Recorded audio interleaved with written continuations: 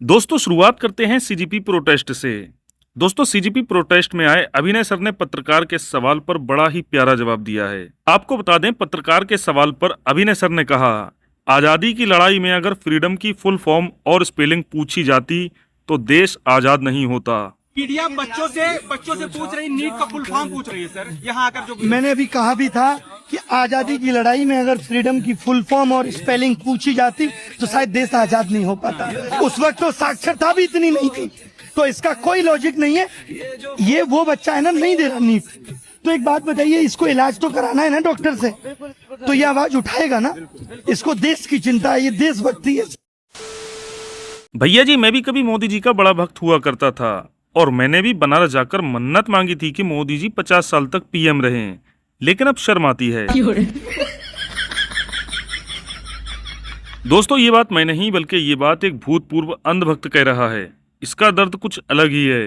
वक्त मैं बनारस गया था बाबा विश्वनाथ, इसलिए कि ताकि मैं मोदी जी प्रधानमंत्री भी बने, वही 50 साल के लिए। जो मैंने 2014 और 19 में गलती की ना, ऐसा बंदा था जो जापानी पारंग मतलब चप्पल पहन के जाता था मोदी जी को देखने के लिए। अच्छा, आज अकल आ गई है। पहले आंखों से देखता था, अब दिमाग से देखता हूँ कि कितना रीलबाज है, कितना झूठ बोलते हैं, कितना बेवकूफ बनाते हैं देश को। लोग सिर्फ उसके रील पे जाते हैं, ऐसा लगता है कि क्या देश के लिए कर रहा है, असल में सिर्फ अपने रील और पीआर के लिए कर रहा होता, कुछ नहीं कर रहा होता। मोदी जी के लिए आपने क्या बेस्ट चीज की है सबसे ज्यादा?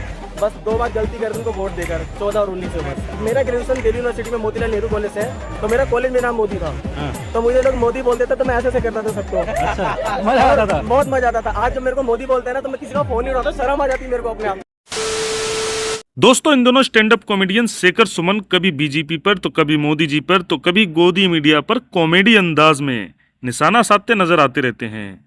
दरअसल दोस्तों शेखर सुमन अब रुकने का नाम नहीं ले रहे और लगातार एक के बाद एक कुछ ऐसे वीडियो जिसमें बीजेपी सरकार से लेकर गोदी मीडिया तक सबको आईना दिखाने में लगे हुए हैं। आपको बता दें, एक बार फिर शेखर सुमन अपने एक वीडियो को लेकर सुर्खियों में है, जिसमें वो गोदी मीडिया पर निशाना साधते हुए कहते हैं, पिछले दिनों G7 मीटिंग से आए बहुत सारे वीडियो म्यूट थे।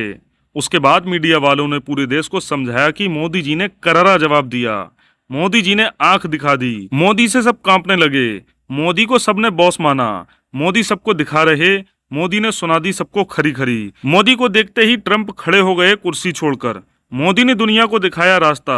और भैया मीडिया का इतना सब कुछ सुनने के बाद मोदी जी का कहना था कि सबको सिखा रहे हैं, मोदी ने सुना दी खरी खरी, मोदी को देखते ही ट्रंप खड़े हो गए कुर्सी से। इस पर मोदी जी का कहना था, अच्छा ये सब कब हुआ?